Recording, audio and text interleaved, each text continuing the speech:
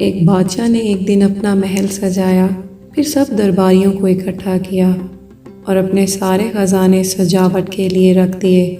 طرح طرح کے ہیرے جواہرات، سونی چاندی کے پرچہ جات، درہم و دینار، غرض سب کچھ جس کی ایک بندہ امید رکھتا ہو۔ پھر فرمان شاہی صادر ہوا، آج یہ سب کچھ تمہارا ہے، جو بھی جس چیز پر ہاتھ رکھ دے گا وہ اس کی ہوگی۔ درباری یہ حکم سن کر حیرت زدہ رہ گئے، لیکن اچھی سے اچھی چیز کے اوپر ہاتھ رکھنے کے لیے ٹوٹ پڑے۔ ایک کنیز پردے کی اور سے یہ بات سن رہی تھی، اس کے جی میں جانے کیا آئی، پردے سے یکدم آگے نکلی اور بادشاہ پر ہاتھ رکھ دیا۔ سب لوگ اپنی اپنی جگہ حیرت زدہ ہو گئے، سکتہ سا طاری ہو گیا۔ کنیز ہو کر اتنی جرأت کہ بادشاہ کو چھوئے۔ بادشاہ نے پوچھا، تو نے یہ حرکت کیوں کی ہے؟ جس پر وہ بہت ادب سے بولی، آپ ہی نے تو کہا تھا آج جو بھی جس چیز پر ہاتھ رکھ دے وہ اس کی ہوگی، تو میں نے آپ پر ہاتھ رکھ دیا، کیونکہ جس کے آپ ہوں گے یہ ساری چیزیں تو ویسے ہی اس کی ہو جائیں گی۔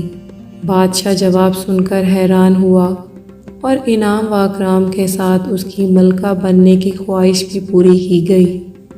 میرے نہایت ہی قابل قدر و باشعور ناظرین کرام، جیسا کہ آپ سب جانتے ہیں کہ اللہ کا دربار لگا ہوا ہے، ہر شے سجی ہوئی ہے، دنیا ٹوٹی پڑی ہے، جس کا بھی ہاتھ پڑ جائے وہ اتنا سمیٹنا چاہتا ہے کہ دوسرے کے ہاتھ کچھ نہ آئے۔ شور و غل مچا ہوا ہے، کان پڑی آواز سنائی نہیں دیتی، لیکن کچھ اہل عقل چپکے سے دیکھ رہے ہیں۔ دنیا دربار والی چیزوں کی طرف لپک رہی ہے اور وہ دربار والے کی طرف لپک رہے ہیں کہ وہ جس کا ہو گیا ساری دنیا اس کی ہو جائے گی۔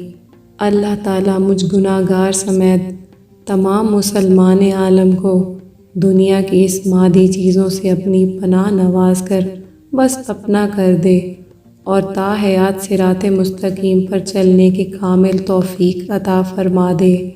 آمین ثم آمین یا رب العالمین۔